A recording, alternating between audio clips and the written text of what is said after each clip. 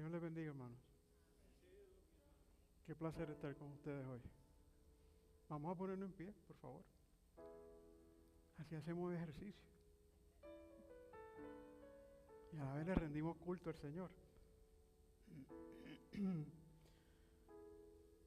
Vamos a la carta de Santiago, capítulo 4, versículo 13. Y es la pericopa que nos corresponde esta tarde, la porción bíblica que nos corresponde. ¿La tienen? Dice, vamos ahora, los que decís, hoy y mañana iremos a tal ciudad y estaremos allá un año y traficaremos y ganaremos, cuando no sabéis lo que será mañana. Porque ¿qué es vuestra vida? Ciertamente es neblina que se aparece por un poco de tiempo y luego se desvanece. En lugar de lo cual deberíais decir, si el Señor quiere, viviremos y haremos esto o aquello. Pero ahora os jactáis en vuestras soberbias. Toda jactancia semejante es mala. Al que sabe hacer lo bueno y no lo hace, le es pecado. Padre, te pido en el nombre de tu Hijo Jesús que añadas bendición a esta palabra, que nos guíes a través de este proceso de exponer tu palabra en esta tarde, que seas tú hablando, tú haciendo y tú diciendo, que pases un carbón encendido por tu siervo, Señor, y sé que estás dispuesto, más que dispuesto a lanzar esa semilla en todo tipo de terreno, pero en el terreno fértil, Dios mío, va a crecer al 30, al 60 y al 100 por uno. Te lo pedimos en el nombre de tu Hijo Jesús nuestro Señor. Amén. Tomen asiento, por favor. Tenemos invitados, primera vez que vienen. Hemos estado hablando, exponiendo la carta de Santiago en las últimas semanas. Hemos trabajado desde el capítulo 1 hasta este final del capítulo 4. Y hoy nos proponemos hacer eso con esta pericopa, como me gusta decir, esta porción bíblica, con estos versículos que son preciosos. La semana pasada cubrimos del capítulo 4, versículo 1 al 10, donde el apóstol confronta los conflictos internos. Si usted mira, desde el principio lo que le dice es que ¿dónde se forman todas las tribulaciones? Guerras y todo lo demás. Así que habla primero de las tribulaciones. Y ahora nos está llevando y dice, vamos ahora a los que decís. Primero nos habló de las guerras, nos habló de las cosas internas y de las cosas externas, donde nace el pecado, señalando que las pasiones egoístas son la fuente de discordia. En el día de hoy vamos a seguir subrayando aquello que comenzó en el versículo 4, que es la humildad. Si tuviese que ponerle un título, que no soy muy bueno en eso, ya ustedes vieron que los que subieron cuando se subió el programa de la semana pasada, lo único que decía era mi nombre, el doctor Pedro Lugo, y decía capítulo 4 de Santiago, versículos de 1 al 10, no tenía un título. Pero si le voy a poner un título en esta ocasión, le pondría Viviendo con humildad y dependencia de Dios. Viviendo con humildad y dependencia de Dios. Aquí el llamado es a la humildad, al arrepentimiento y a la sumisión al Señor. De hecho, vamos a recordar algo que mencioné, un versículo que mencioné en varias ocasiones y que se encuentra en Santiago 4:6. Y dice, Dios resiste a los soberbios y da gracia a los humildes. Entonces mire cómo comienza esta pericopa. Dice, el versículo 11, perdón, lo dejé ahorita en la lectura. Dice, hermanos, si usted se fija, antes de entrar al análisis exegético completo, hermanos, cuando yo lo había dejado con imperativo sobre imperativo sobre imperativo, si usted se acuerda de la semana pasada. Fueron órdenes sobre órdenes sobre órdenes. Y ahora Santiago me va a pasar la mano. Y me va a decir, hermano, hermano, no murmuréis los unos de los otros. El que murmura del hermano y juzga a su hermano, murmurará de la ley y juzga la ley. Pero si tú juzgas a la ley, no eres hacedor de la ley, sino juez. Y como no lo leí, voy a leer el 12. Uno solo es dador de la ley, que puede salvar y perder, pero tú, ¿quién eres para que juzgues a otro? Aquí hay unos conceptos sumamente interesantes, sumamente interesantes. Además de decirme hermano, de tratarme como debemos tratarnos cada uno, el uno al otro, porque sí fue fuerte en los versículos anteriores, está hablando entonces de algo a una iglesia que está perdiendo hasta cierto punto o quiere perder su identidad, y está hablando de la murmuración. Y Santiago, cuando dice, hermanos, no murmuréis los unos de los otros, el que murmura del hermano juzga a su hermano y murmura de la ley. Y juzga la ley, pero si tú juzgas a la ley, no eres hacedor de la ley. Y hay vamos a dividir esto en dos partes. Ismael, la primera y la segunda. ¿Verdad? Ok. Dice, Santiago exhorta a la comunidad a rechazar la crítica destructiva y el juicio injusto. El comentarista William Barclay, que posiblemente sea uno de los más pródigos, si se puede decir así, o prestigiosos en el Nuevo Testamento, dice Barclay que señala la murmuración es una forma de arrogancia. Arrogancia pues pone al exponente, al que está hablando, en el lugar de juez, usurpando, es la palabra que él usa, usurpando el poder de Dios. Pero es tan interesante lo que dice Barclay que quiero compartirlo con ustedes. En el comentario de Barclay hay un parrafito comenzando que es bien importante. Dice, y lo cito, la palabra que usa Santiago para hablar mal o difamar es catateleín. Este verbo casi siempre quiere decir calumniar a una persona que no está presente para defenderse, que no está presente. Vaya identificando dónde a veces estamos con las debilidades nuestras, ¿no? El pecado de la calumnia, que el nombre es catataleía, se condena en toda la Biblia. Cita Barclay, cita mucho, yo seleccioné dos nada más, que dice que el salmista acusa al malvado en el Salmo 50, versículo 20, cuando dice, tomabas asiento y hablabas contra tu hermano, contra el hijo de tu madre. Fuerte, ¿no? Y de la misma manera el salmista oye a Dios decir, al que solapadamente infama a su prójimo, yo lo destruiré. Salmo 101, versículo 5, primera parte de ese salmo. Pablo, sigue diciendo Barclay, lo incluye entre los pecados que son característicos del mundo pagano, cuando habla en Romanos capítulo 1, versículo 30. Y es uno de los que Pablo teme encontrarse en la conflictiva iglesia de Corinto, cuando está escribiendo segunda carta de Corinto, capítulo 12, versículo 20. Es significativo que en estos dos pasajes la difamación aparece tan íntima en relación con la murmuración. Catataleía es el pecado de los que se reúnen en las esquinas, dice Barclay. Piense bien, de los que se reúnen en las esquinas y forman grupitos y se transmiten detalles confidenciales de información que pueden hacer daño y destruir el buen nombre de los que no están allí para defenderse. Dice, y perdone que use esta cita, pastor, pero Confucio decía que la cadena es tan fuerte como su eslabón más débil. Uno toma que murmure, uno toma que difame, uno tome que hable mal de nuestro compañero, para que la iglesia como tal se debilite. Uno, para desprestigiar a la iglesia o desprestigiar a un hermano. Si vamos y miramos Mateo capítulo 7, versículo 1, Jesús nos enseña y dice, no juzguéis para que no seáis juzgados. Hablar mal del hermano, según Santiago, es una transgresión contra el amor.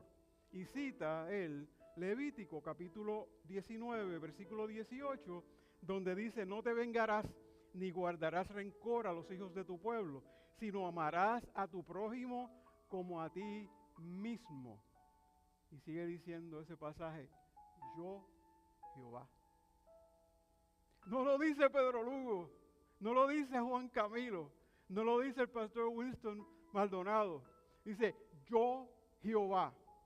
Segundo mandamiento, cuando le preguntaron cuál era el más importante, dijo, amarás a Dios sobre todas las cosas, con todo tu ser, con todo tu alma, con todo tu corazón. Pero inmediatamente, para cubrir todo el resto de los 10 mandamientos, dijo, y amarás a tu prójimo como a ti mismo. Y aquí dice, yo Jehová. El peso que tiene de uno no hablar mal, entre otras muchas cosas, es grande. Ayudemos al hermano y no lo difamemos. Y quien lo hace se coloca por encima de la ley, perdiendo su humildad. Yo le prometí a Ismo que iba a hablar algo sobre la ley. Y tengo que hacerlo porque el versículo lo hace. El versículo lo hace. Y usted dirá, Pedro, pero es que ya nosotros no estamos bajo la ley. Y aquí está hablando sobre la ley. Dice, el que murmura al hermano, juzga a su hermano, murmura de la ley y juzga a la ley. Pero si tú juzgas a la ley, no eres hacedor de la ley, sino juez. ¿Qué importancia tiene eso? Y usted dirá, ahora mismo ninguna. Pues mire, déjeme decirle que sí. Vaya conmigo, por favor, a Gálatas capítulo 3, versículo 24. Y me perdonan porque los estoy citando de memoria. ¿Lo tienen? Dice, de manera que la ley ha sido nuestro ayo. ¿Saben lo que es un ayo, verdad? Es como un ayudante, es como una baranda. Un ayo para llevarnos ¿a quién? A Cristo. La ley se puso para llevarnos a Cristo, a fin de que fuésemos justificados por la fe. O sea que la ley tenía un propósito, era llevarnos a Cristo mientras Él no había venido. Pero la ley únicamente señala el pecado. Es como usted ir a mi oficina médico y que usted venga con una enfermedad y yo la diagnostique, pero no le doy un remedio, no le doy un medicamento. Es como si va por la carretera y no haya rótulo de velocidad máxima. Y si lo hay, no hay penalidad. Y usted puede correr a las millas que usted quiera. Eso hacía la ley. Eso era la ley. No había consecuencia.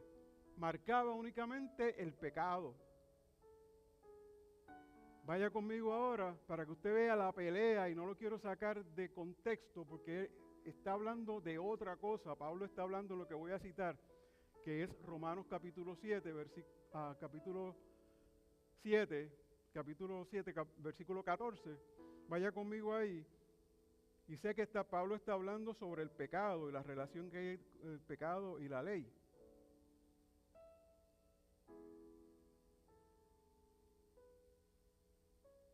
Pero mire lo que dice. Porque sabemos que la ley es espiritual. Espiritual. O sea, aquí no estamos condenando la ley. La ley es espiritual, mas yo soy carnal, vendido al pecado. Porque lo que hago no lo entiendo, pues no hago lo que quiero, sino lo que aborrezco, eso hago. Si lo que no quiero, esto hago, apruebo que la ley es buena. De manera que ya no soy yo quien hace aquello, sino el pecado que mora en mí. y yo sé que en mí, esto es, en mi carne, no mora el bien, porque el querer hacer el bien está en mí, pero no el hacerlo. Porque no hago el bien que quiero, sino el mal que no quiero, eso hago. Y si hago lo que no quiero, ya no lo hago yo, sino el pecado que mora en mí. Queriendo hacer el bien, yo hallo esta ley que el mal está en mí, porque según el hombre interior me deleito en la ley de Dios, pero veo otra ley en mis miembros que se revela contra la ley de mi mente y que me lleva cautivo a la ley del pecado que está en mis miembros. O sea, ¿dónde lo llevo con esto? La ley, Pablo anteriormente estaba diciendo que conoció de la jactancia también a través de la ley. Mientras la ley no le daba un remedio, le señalaba el mal camino. Y le señalaba, como dice aquí, el camino del pecado. Jactancia y después el pecado. Ahora, mire dónde se reúne todo esto. Ahora vaya conmigo a Mateo capítulo 5, versículo 7. Y vuelvo y le digo, perdónenme, pero estoy de memoria. Mateo capítulo 5, versículo 7.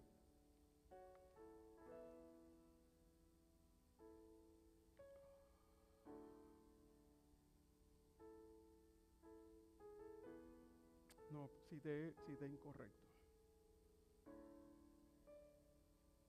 Versículo 17. Capítulo 5, versículo 17.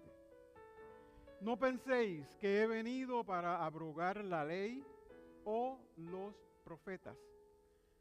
No he venido para abrogar, sino para cumplir. Versículo 18. Porque de cierto os digo que hasta que pasen el cielo y la tierra, ni una jota ni una tilde pasará de la ley hasta que todo se haya cumplido.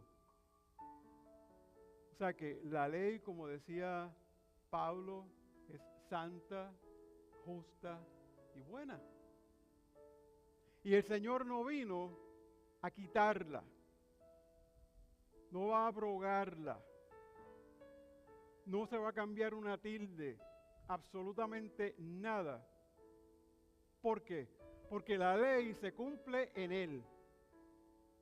Y si nosotros, como dice este versículo de Santiago, vamos en contra de la ley, nos convertimos en ofensores en contra de Cristo. Porque en Él se cumplió la ley. Esa es la relación que hay. Esa es la relación de por qué Santiago lo está citando. Dice que murmura del hermano y juzga a su hermano, murmura de la ley y juzga la ley. Pero si tú juzgas a la ley, no eres hacedor de la ley, sino un juez. Y estamos juzgando no a la ley como tal, sino a Cristo. Y esa no es nuestra postura. Esa no debe ser nuestra posición. El predicador y comentarista bíblico Martin Lloyd-Jones advierte que hablar mal de otros no solo daña a la persona criticada, sino que también corrompe el corazón del que murmura, alejándolo de la comunión de Dios. El también pastor y comentarista Douglas Moo destaca que la crítica y el juicio, hermanos, debilitan al cuerpo de Cristo, como lo cité ahorita hablando de Confucio. Pero él cita, cuando habla de esto, a Juan capítulo 13, versículo 34, donde dice: un mandamiento nuevo os doy, que os améis unos a otros como yo os he amado, que también os améis unos a otros. Así que Santiago nos llama a ser hacedores. No tan solo hacedores de la palabra, sino hacedores, no jueces, de la ley del amor. La ley del amor que cité en Levíticos capítulo 19, versículo 18. El versículo 12 dice: uno solo es el dador de la ley, que puede salvar y perder. Pero tú, ¿quién eres para que juzgues a otro?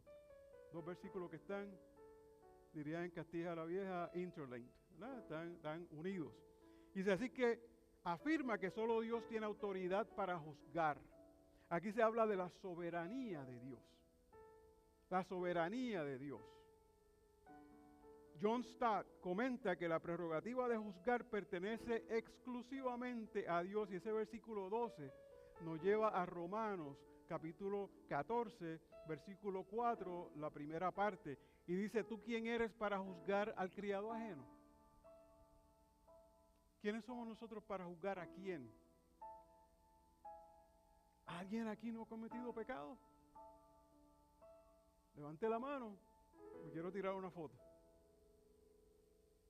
para que salga mañana en el Miami Herald. ¿Ya? Santiago 12 refuerza la idea de que el juicio pertenece únicamente a Dios, quien es tanto legislador como juez supremo. Esta afirmación tiene profundas implicaciones éticas. Éticas se refiere a morales, y no el apellido Morales. Éticas y teológicas. Nos recuerda nuestra posición. ¿Cuál es nuestra posición en este mundo? Como criaturas y no como soberanos. ¿Usted quiere un ejemplo de esto? Claro, vaya conmigo al Salmo 100, versículo 3. Me parece que es el versículo 3. Salmo 100.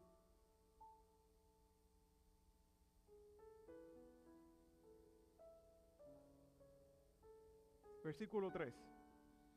Y dice: reconoced que Jehová es Dios. Él nos hizo y no nosotros a nosotros mismos. Pueblo suyo somos y ovejas de su prado. Nosotros no mandamos, hermano. Nosotros tenemos un juez que resulta ser el juez supremo. Tenemos un pastor, yo soy el pastor, dijo el Señor. Y Él guía a las ovejas, que somos nosotros. Y las ovejas conocen su voz. Y Él conoce a cada una de las ovejas. Y si una tan siquiera se le desvía, Él deja el redil completo por salvar a una. Así que hay mucha relación entre nosotros como criatura y Él como creador. Según Santiago, esta es su prerrogativa. La soberanía es su prerrogativa y está en toda la Biblia. Dice: Dios puede salvar y destruir. Subraya su poder absoluto sobre la vida y el destino eterno de las personas, invitándonos a reverenciar y a temer a Dios, pero no es temer de tenerle miedo, sino un respeto a su santidad. Dice Dios, Deuteronomio 32, 39, yo hago morir y hago vivir. Soberanía de Dios. Ana, en su oración, primer libro de Samuel, capítulo 2, versículo 6, dice: el Señor mata, Él da vida. Esos son ejemplos que se dan de la soberanía de Dios. Job tiene otros dichos que frecuentemente se citan. Y a mí me encanta cuando está la conversación de Job con la esposa.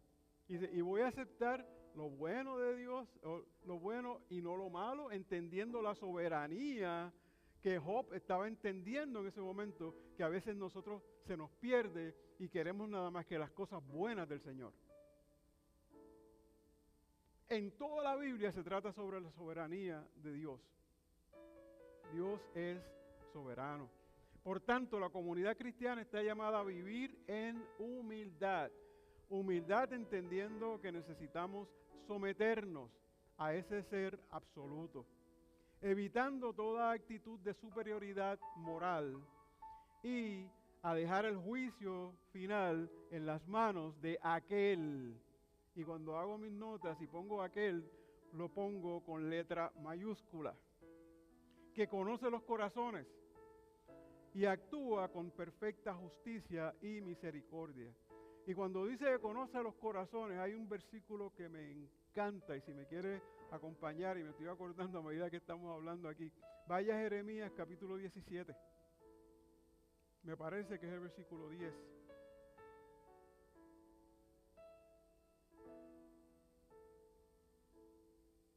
Jeremías 17, versículo 10. Dice, yo Jehová, que escudriño la mente, que pruebo el corazón, para dar a cada uno según su camino, según el fruto de sus obras. Yo Jehová, que conozco el corazón. Versículo 13. Y perdóneme si leo 13 y 14 juntos, porque cuando se dividió la Biblia en versículos, capítulos y versículos, aquí hicieron un trabajo un poquito difícil cuando uno quiere hacer una exégesis y hacer una exposición. Claro, porque únicamente lo separa un punto y coma. Así que vamos a reunir esos dos, aunque los discutamos aparte. Dice, vamos ahora a los que decís, versículo 13, hoy y mañana iremos a tal ciudad y estaremos allá un año y traficaremos y ganaremos. Y el versículo 14, que lo veremos en un momento, dice, cuando no sabéis lo que será mañana, porque ¿qué es vuestra vida? Ciertamente es neblina que se aparece por un poco de tiempo y luego se desvanece. Santiago pone en evidencia la arrogancia de quienes planean su vida sin considerar la voluntad de Dios. Si yo voy a mi testimonio personal, yo me acuerdo, yo jugué pelota, béisbol, prácticamente toda mi vida. Tuve la oportunidad de jugar profesional, jugué para la Universidad de Houston y recibí este pelotazo que me dejó marcado toda mi vida. Y me acuerdo que estando en el terreno, cuando recibo el pelotazo, en ese microsegundo que estoy sangrando por la nariz, por la boca, por los oídos, y estaba convulsando, me pasaron un montón de imágenes. Mi querida Ruth era médico ya. Y no se sabía, ¿verdad? Pero ahí tenía 2 hematomas subdurales en ese momento. Me dirijo a ella porque ella también es doctora. Sabe lo serio de lo que estamos hablando. Y cuando yo estoy convulsando y estoy viendo mis planes futuros, porque mi plan, ya yo estaba no estaba en residencia, estaba ya en especialidad.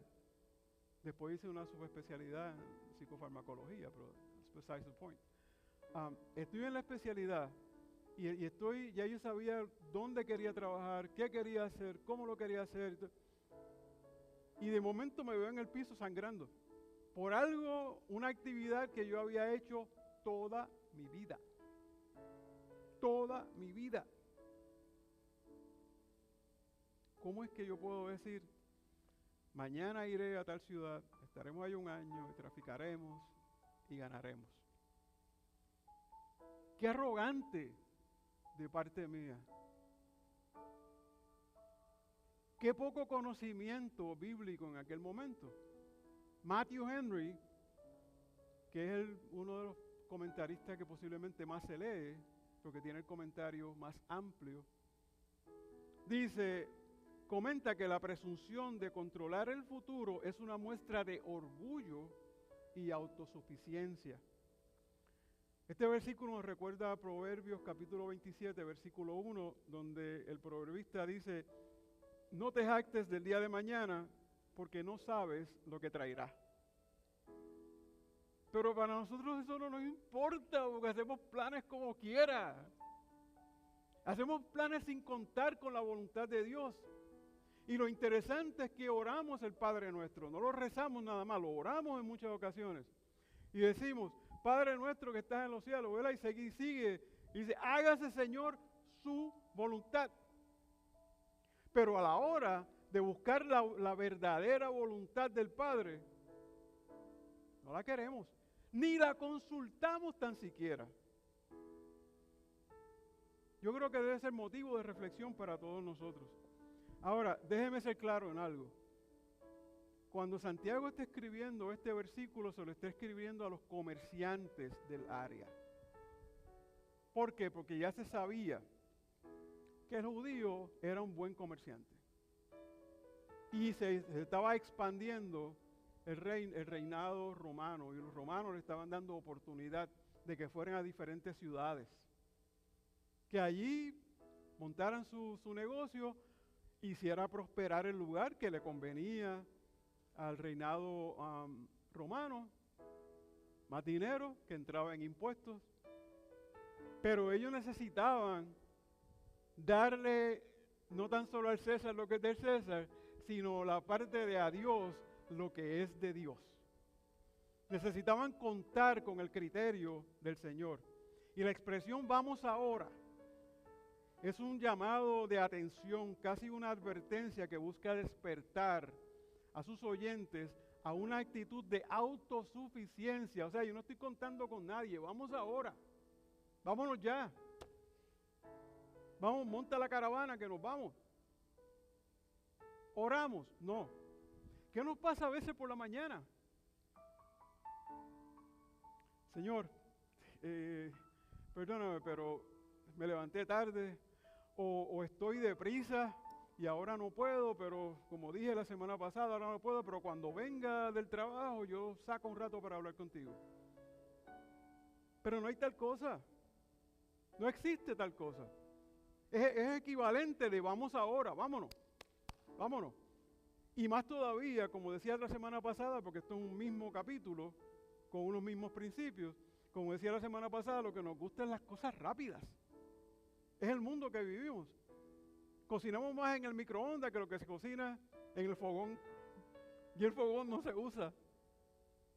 Es en el microondas. Decía la semana pasada que ustedes querrían, les gustaría que yo terminara este sermón en 15 minutos.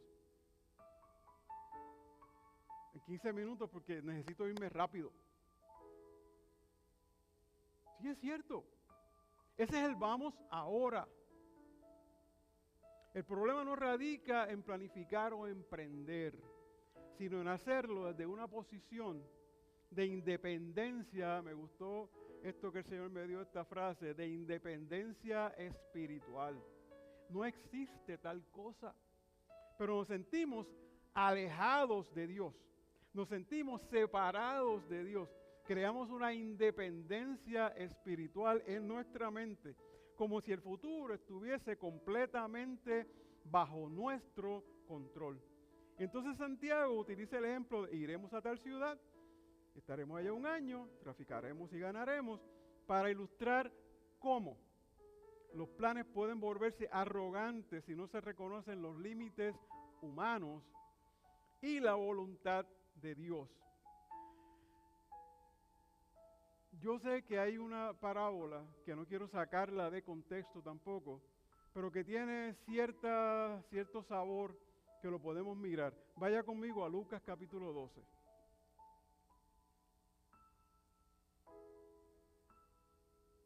Lucas capítulo 12,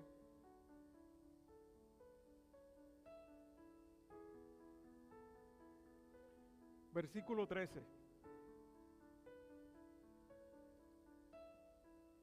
La titula Reina Valera, el rico insensato.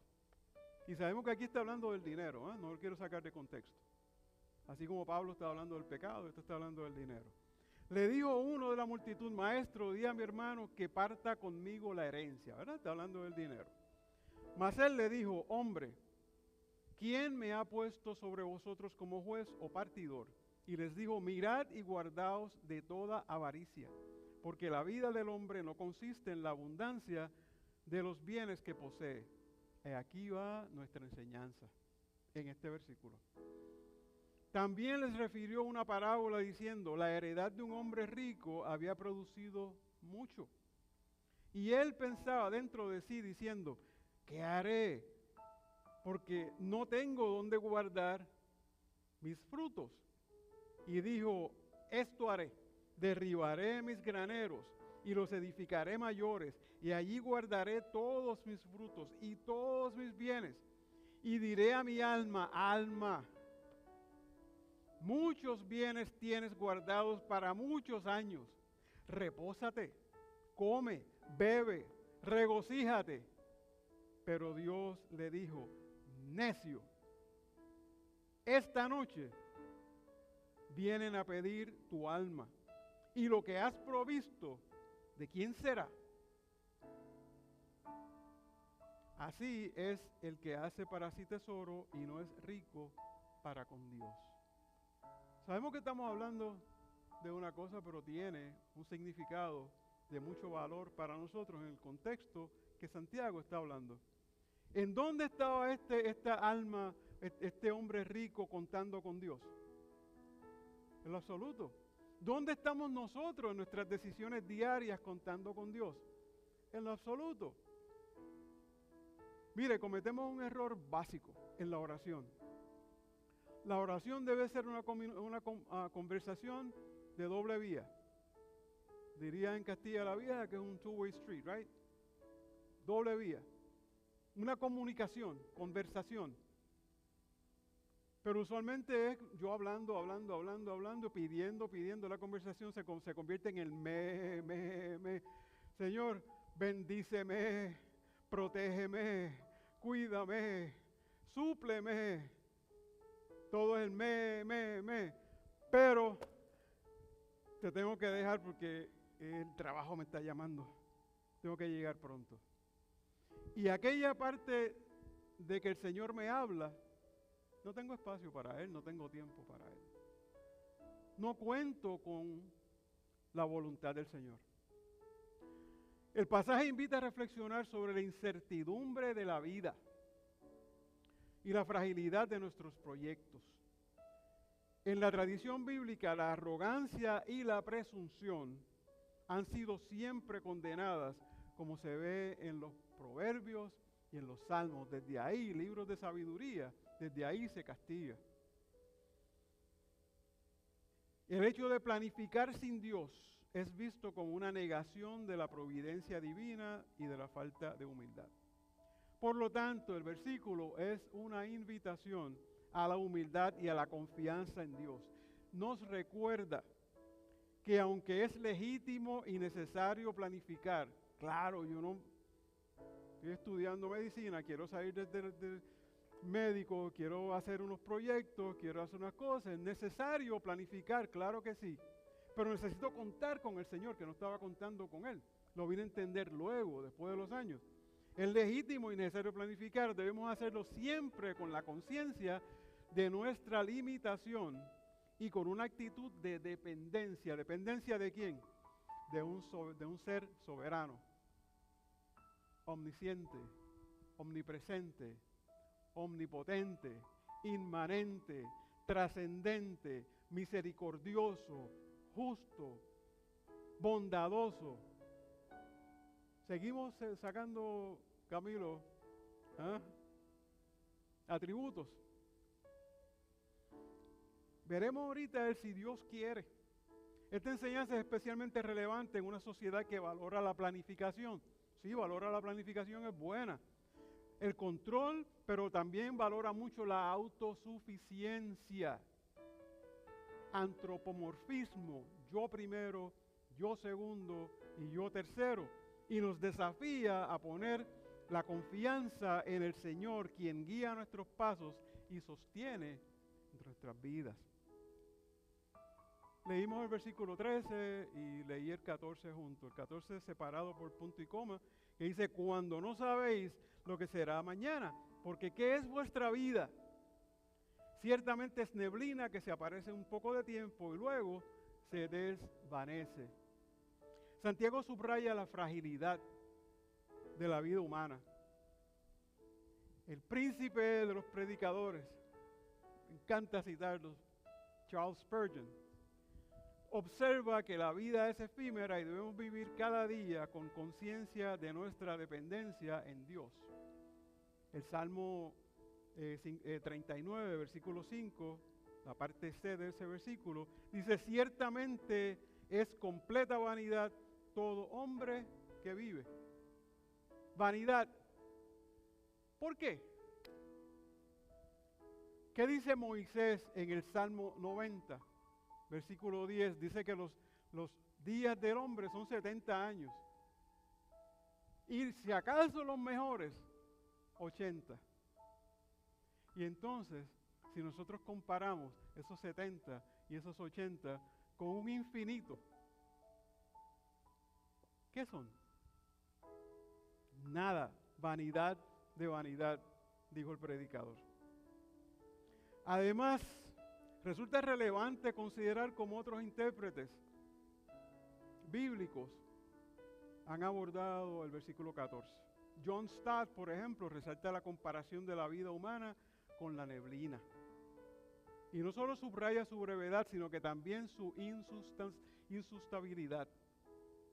O sea, lo efímero que es, lo de poco valor que puede tener. Subraya la brevedad y dice, lo que tenemos y planificamos puede desvanecerse en un instante. Esta imagen conecta con el mensaje de Eclesiastés, de Salomón, capítulo 1, versículo 2, que dice, vanidad de vanidades, todo es vanidad. La tradición de nuestros padres eclesiásticos, de los padres patrísticos, también aportaron. Agustín advierte que la vida terrenal es un peregrinaje y que todo lo que poseemos en este mundo es transitorio. Por ello recomienda vivir con una actitud de vigilancia, y es lo menos que hacemos, y de continua preparación para lo que Dios disponga. No lo que disponga el hombre, es para lo que Dios disponga. Asimismo, Martín Lutero en sus comentarios afirma que la conciencia de la fragilidad humana debe llevarnos a una fe activa, buscando más de Dios. Esa es la actividad que necesitamos hacer, buscando más de Dios, recostándonos más en Él, dependiendo más de Él. No a la ansiedad, pues es precisamente en la incertidumbre, eso es la fe, ¿verdad? La incertidumbre, donde la confianza en la providencia divina se fortalece. Versículo 15. En lugar de lo cual deberías decir, si el Señor quiere, viviremos y haremos esto o aquello. Yo no quiero que lo hagan como un cliché. Eso no es lo que nos manda la Biblia. Es que contemos con la voluntad del Señor. No es que usted salga ahora diciendo a todo, si Dios quiere, como un cliché. Voy a la esquina, si Dios quiere. Deja ver si el carro prende, si Dios quiere. No. No es un cliché. Es que cuente con el poder divino del Dios que describí en parte de sus atributos. Aquí en los miércoles discutimos 20 atributos, ¿no? 2 libros. Solamente cité unos cuantos. El versículo invita a reconocer la soberanía de Dios sobre nuestros planes. Warren Wiersbe enfatiza que la humildad ante Dios se demuestra al confiar en su voluntad y no en la nuestra. Pablo expresa una actitud similar en Hechos 18:21 cuando se está despidiendo y dice, si Dios quiere, volveré a vosotros. Pablo, Pablo, que escribió 14 de las cartas de las 27 del Nuevo Testamento. Se le ocurre decir si Dios quiere. Por eso es que él puede decir ser imitadores de mí, ser imitadores míos. Incorporar el si Dios quiere no es solo una fórmula, como dije ahora, ¿verdad? Sino una actitud de humildad y dependencia. Es importante destacar que esta exhortación no implica pasividad ni fatalismo. Reconocer lo que el Señor quiere es abrirse a la posibilidad de que nuestros propios planes pueden cambiar y que aún así podemos confiar en que Dios dirige nuestra historia para bien. Romanos 8:28 que dice que todo obra para bien. Aquellos que aman al Señor, todo obra para bien. Dice además, esta actitud fomenta la humildad y el desapego, recordándonos que la verdadera seguridad no proviene de nuestras capacidades, sino de la fidelidad divina. Fíjese, hay una serie de versículos que copié para compartirlos con ustedes, nada más que 2 o 3, para que vean que aún alguien como Pablo lo utiliza. Dice, todo lo puedo en Cristo que me fortalece. ¿Qué está mostrando eso? Está mostrando la dependencia de Pablo en el Señor, la sumisión de Pablo en el Señor, la humildad de Pablo frente al Señor. Y sabemos que a los que aman a Dios todas esas cosas le ayudan a bien. Esto es a los que son llamados, ¿verdad? Para terminar el versículo. Romanos 8:28. Otra vez, dependencia. Primera carta de Pedro, capítulo 5, versículo 6. Dice, humillaos pues bajo la poderosa mano de Dios, para que Él os exalte cuando fuere el tiempo. Recordando la importancia de vivir con humildad y entrega. Versículo 16. Pero ahora os jactáis en vuestras soberbias. Toda jactancia semejante es mala. La jactancia de la autosuficiencia es condenada por Santiago. John MacArthur, que en paz descanse, murió hace poco, señala que presumir de nuestros logros sin reconocer a Dios es pecado. La Escritura advierte en la primera carta de los Corintios, capítulo 4, versículo 7, ¿qué tienes que no hayas recibido? Nos lo han dado todo, desde la salvación, todo. No tuvimos que morir en la cruz, no tuvimos nosotros que buscar una justificación nosotros. Cristo nos justificó. Dice, ¿qué tienes que no hayas recibido? Y si lo recibiste, ¿por qué te jactas como si no lo hubieses recibido? Aún tu trabajo vino de la mano de Dios. Cuando se oró por los diezmos, se oró por lo que el Señor nos dio de su mano.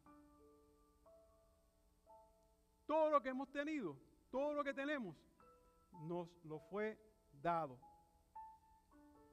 Es relevante considerar la perspectiva de Spurgeon, quien advierte, y lo cito, que la soberbia espiritual puede manifestarse incluso en aquellos que aparentan humildad, dice Spurgeon, aquellos que aparentan humildad. Hay gente que viene disfrazado de humilde donde usted y lo menos que tiene es eso, y lo primero que te dice, déjame sugerirte esto humildemente. Con mucha modestia, perdóname, pero humildemente esta es mi opinión. No, es arrogantemente mi opinión, es lo que yo quiero que tú hagas. Pues la verdadera humildad consiste en reconocer la dependencia absoluta de Dios y no confiar en los propios méritos.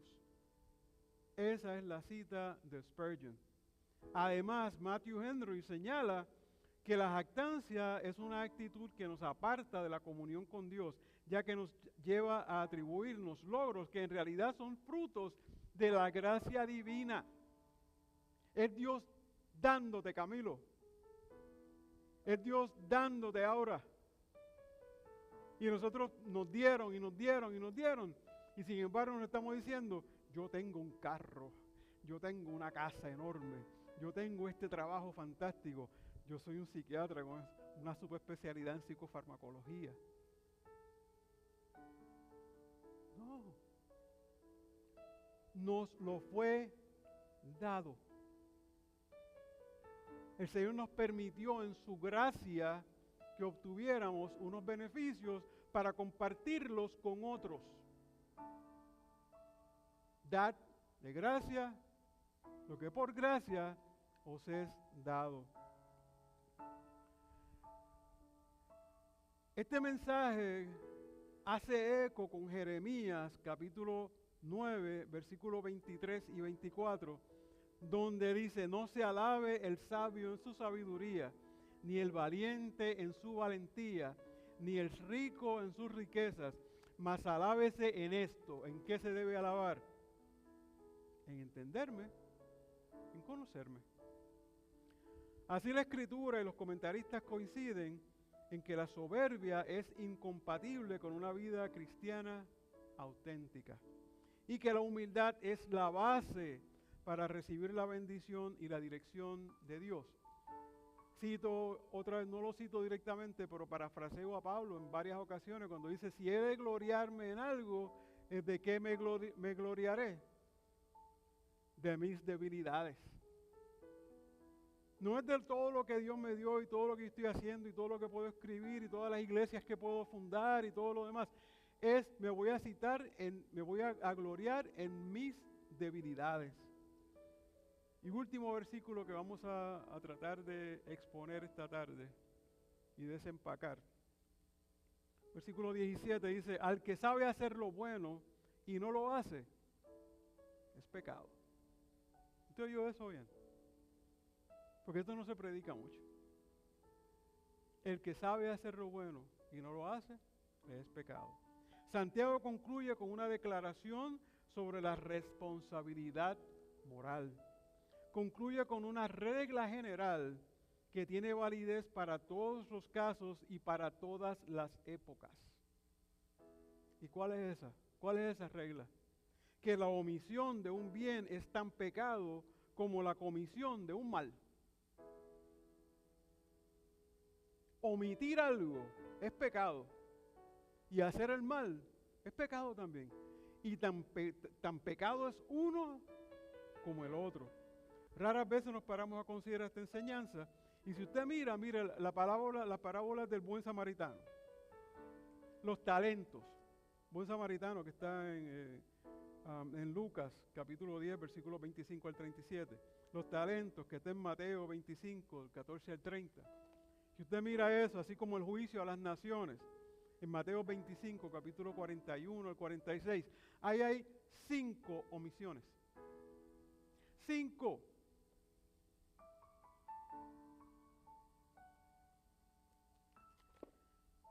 Si usted busca la del buen samaritano nada más, ¿cuánta gente le pasó por el lado al que estaba sangrando y estaba mal?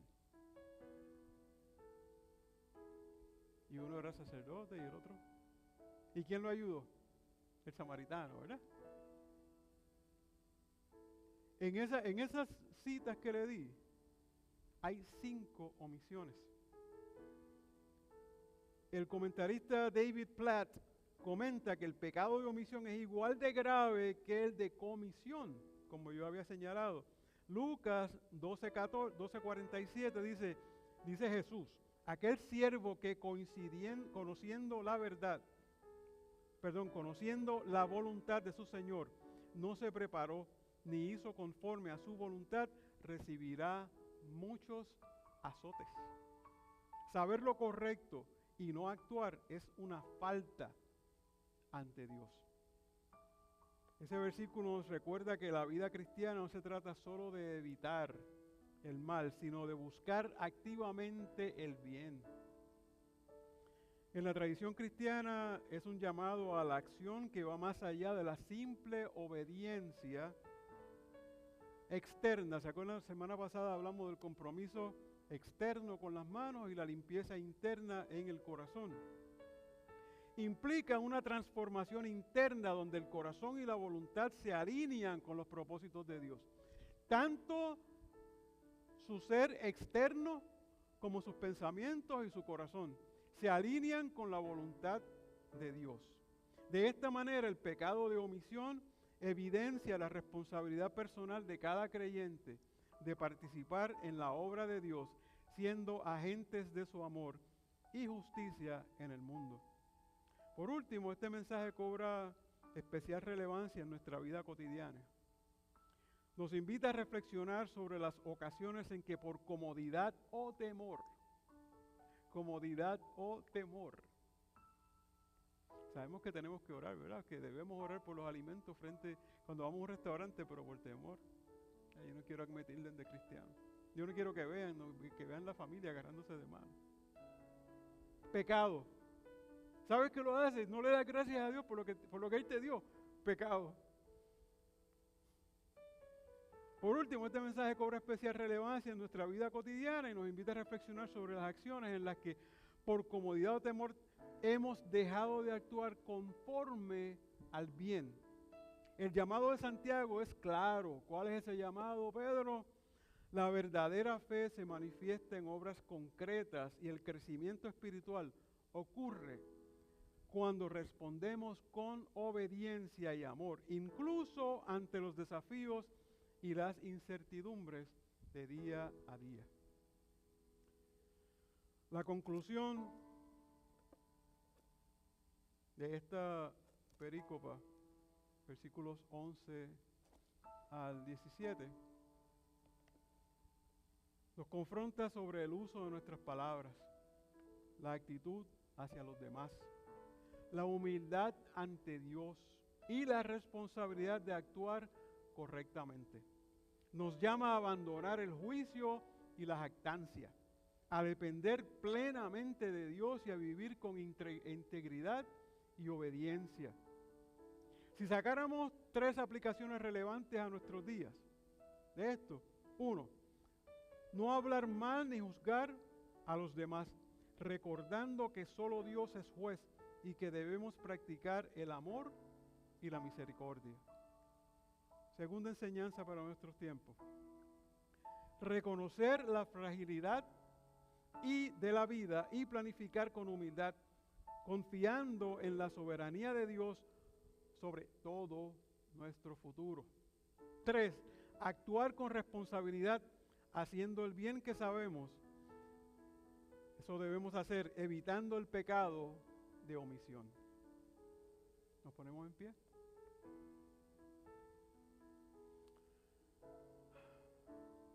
Baje su cabecita y oramos. Y le ponemos esta palabra en las manos del Señor. Señor, te pedimos que nos ayudes a vivir con humildad, dependencia y obediencia. Líbranos, Padre, del juicio y la jactancia, y haznos sensibles a tu voluntad. Que nuestras palabras edifiquen y nuestras acciones reflejen tu amor. Danos sabiduría para reconocer nuestra fragilidad y fuerza para hacer el bien. Que tu Espíritu Santo nos guíe cada día y que nuestra vida sea un testimonio de tu gracia y verdad. En el nombre de Jesús. Amén. Dios les bendiga.